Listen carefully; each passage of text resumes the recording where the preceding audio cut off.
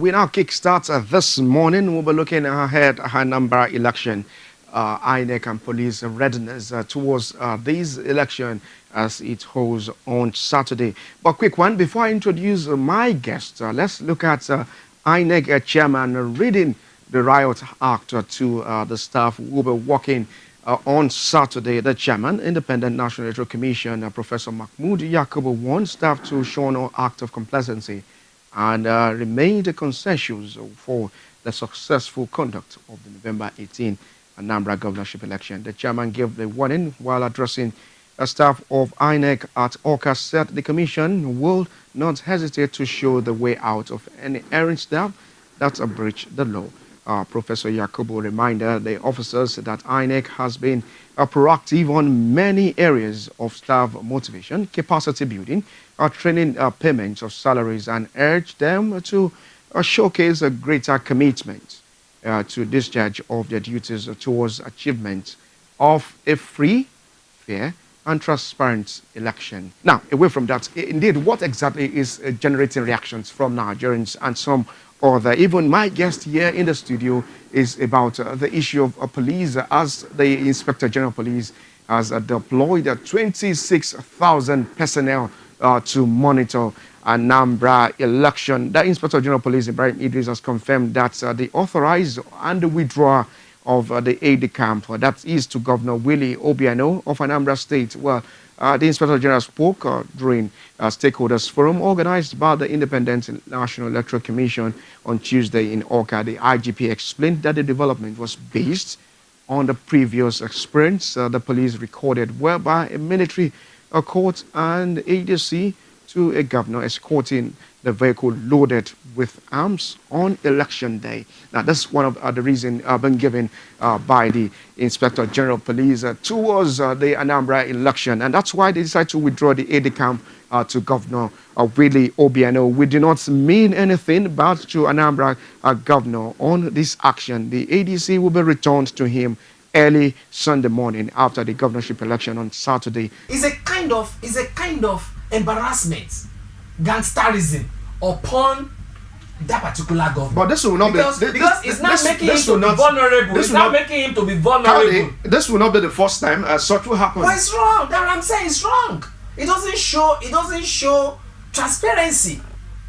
It doesn't show transparency. I just read the response from the Inspector General Police concerning that particular act. Don't let us go to that response of the Inspector General of Police.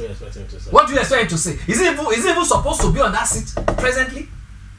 Is he even supposed to be on that seat as our Inspector General of Police? Based on what argument are you saying? Okay, even look at what the international news said 2-3 days ago about Nigerian police. Is it not from the head? Is it not from? How can our police be rotten if it's not from the head? Is it supposed to be there? Based on all the allegations, the allegations even brought up against it. Okay, now enable them to speak at this time. Let me take it off from there. Okay. We have a country where we have a trend of leaders who don't resign when there is an indictment to their performance or their modus operandi in office governments.